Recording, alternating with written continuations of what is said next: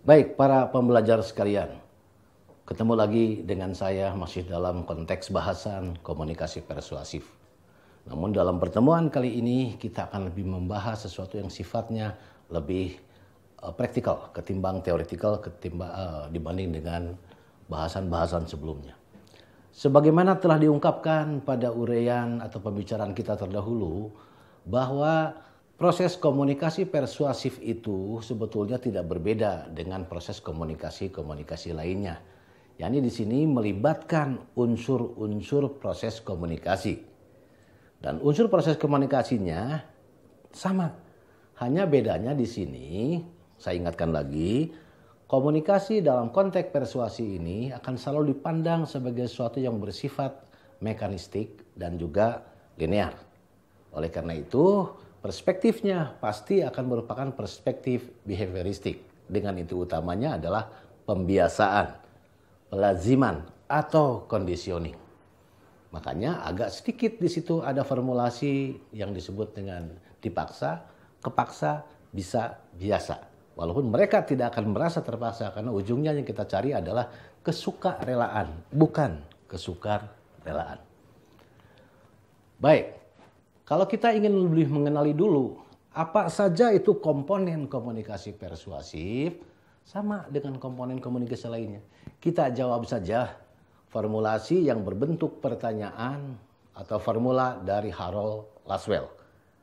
Di mana untuk mengidentifikasi komponen-komponen proses komunikasi itu, Laswell mengajukan pertanyaan who, say what, in which channel, to whom, and with what effect. Who, jawaban atas who itu adalah mengidentifikasi siapa yang mengatakan apa.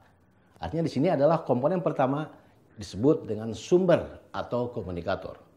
Lalu say what, mengatakan apa? Nah itu komponen yang kedua artinya pesan atau message. Melalui apa itu disalurkannya? In which channel?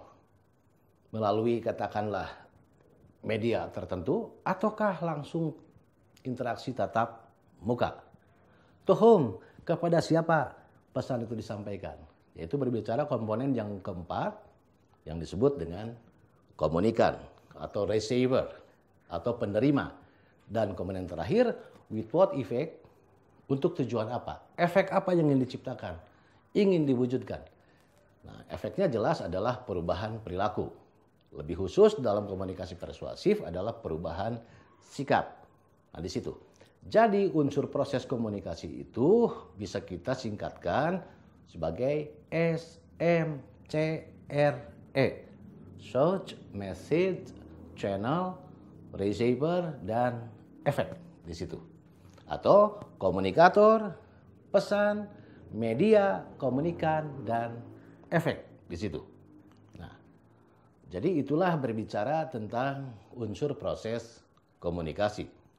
Lalu nanti dalam pendekatannya itu ada dua model pendekatan dalam persuasi, yaitu yang pertama nanti model persuasi yang pendekatannya lebih berorientasi pada sumber, yang disebut dengan namanya SOR, Search Oriented Model.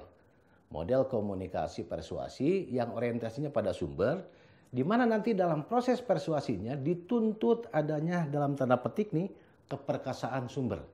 Atau dalam bahasa komunikasi yang lebih katakanlah dikenal, dituntut adanya kredibilitas sumber atau kredibilitas komunikator yang sangat tinggi. Di mana nanti komunikator menjadi pusat untuk terjadinya proses perubahan sikap atau bahkan perilaku. Yang kedua adalah model pendekatan sebaliknya dari yang tadi, yaitu ROM, Receiver Oriented Model. Nah, model ini justru adalah yang menjadi landasannya bukan pada keperkasaan, bukan pada keperkasaan komunikator, tapi justru pada keberadaan si komunikannya, keberadaan halayaknya. Jadi seorang persuader nanti menyesuaikan apa yang disampaikannya dan bagaimana menyampaikannya sesuai dengan karakteristik audiensnya, karakteristik halayaknya. Dan karakteristik khalayak nanti akan diketahui kalau kita melakukan apa yang disebut dengan audience analysis, analisis khalayak. Nah, itu adalah sebagai pengantar untuk nanti bagaimana kita membahas satu persatu strategi persuasi kalau kita melihatnya dari strategi komponen per komponen komunikasi yang memang membentuk sebuah sinergitas yang kita sebut sinergitas komunikasi persuasif.